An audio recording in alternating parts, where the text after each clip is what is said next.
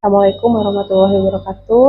Saya Fitri Rahayu, mahasiswa S1 Keperawatan RPM 6 Sekolah Tinggi Ilmu Kesehatan Kota Sukabumi.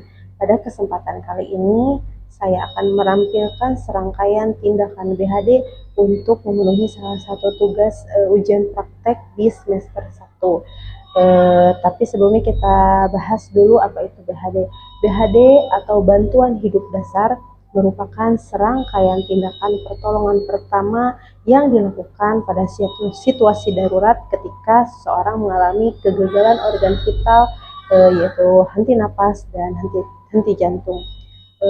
Tentu tujuannya BHD ini adalah yang pertama untuk mengembalikan atau mencegah berhentinya sirkulasi dan ventilasi, dan yang kedua memberikan bantuan eksternal terhadap sirkulasi dan ventilasi.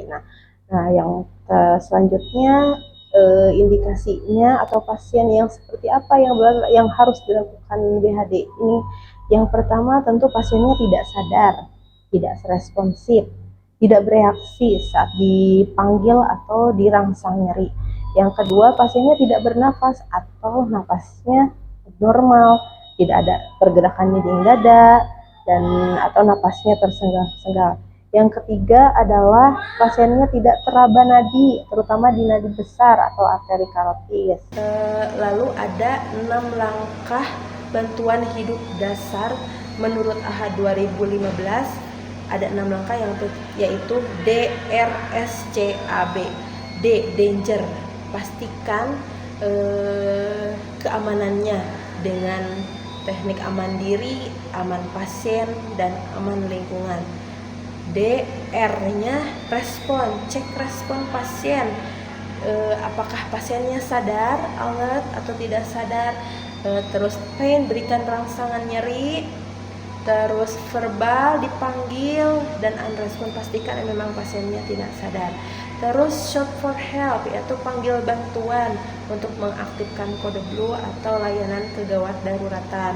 Yang ketiga adalah sirkulasi, berikan kompresi berkualitas tinggi dengan kecepatan 100 sampai 120 kali per menit, kedalaman kompresinya 5 sampai 6 cm dengan perbandingan kompresi dan ventilasi 30:2. Lalu kapan BHD ini bisa diberhentikan atau dihentikan? Ada 5 situasi ya BHD ini bisa dihentikan. Yang pertama, jika korban menunjukkan tanda kehidupan, kembalinya ventilasi dan sirkulasi. Yang kedua, adanya tanda kematian yang irreversible. Yang ketiga, jika bantuan yang lebih kompeten datang dengan membawa alat AED dan tenaga medis yang terlatih datang. Dan yang keempat adalah adanya DNR, do not resuscitation. Dan yang kelima, pasien penolongnya kelelahan. Tapi ini jika terjadi di luar rumah sakit ya, kalau berada di dalam rumah sakit tidak boleh.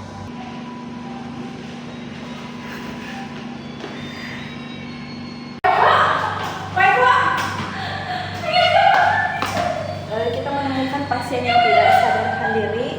Lalu hal yang pertama kita lakukan adalah cek respon dengan teknik alert, verbal, pain, and respon.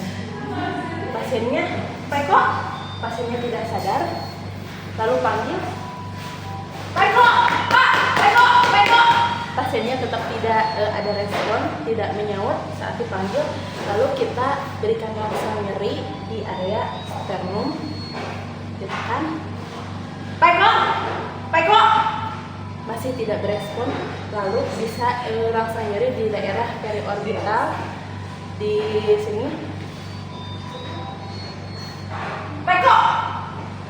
ditekan-tekan, masih tidak sadar. Bisa juga di daerah ini ujung kuku, masih tidak sadar. Lalu pastikan berarti ini pasiennya tidak sadar. Lalu kita panggil bantuan. Terin, oh ya, aku tidak sadarkan diri. Aktifkan kode blue. Kode blue. Di sini ada yang tidak sadarkan diri, namanya Bapak Eko, perawat NICU, sedang tidak sadarkan diri di level 2B.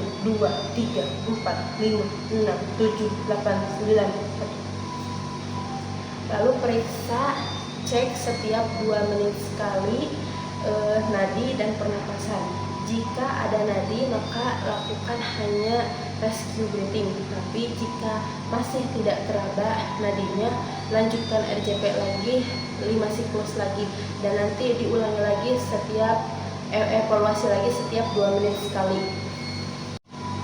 Jika hasil evaluasi nadi ada, maka hanya lakukan rescue breathing sebanyak 10-12 kali per menit. Caranya seperti ini. Dengan teknik mengunci C, pastikan 1, 1000, 2, 1000, 3, 1000, 4, 1000, 5, 1000. Tekan 1, 1000, 2, 1000, 3, 1000, 4, 1000, 5, 1000. Tekan. Begitupun selanjutnya sampai 10 kali per menit. Setelah dilakukan resusitasi jantung paru, hasil evaluasinya nadi teraba, napas ada, nadi pasien ada. Lakukan recovery posisi dengan diri mantap.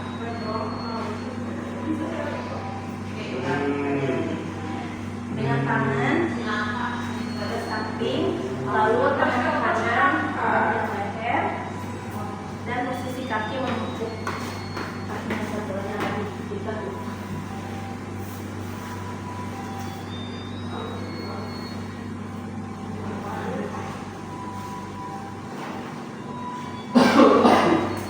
Ini recovery posisi. Mantap.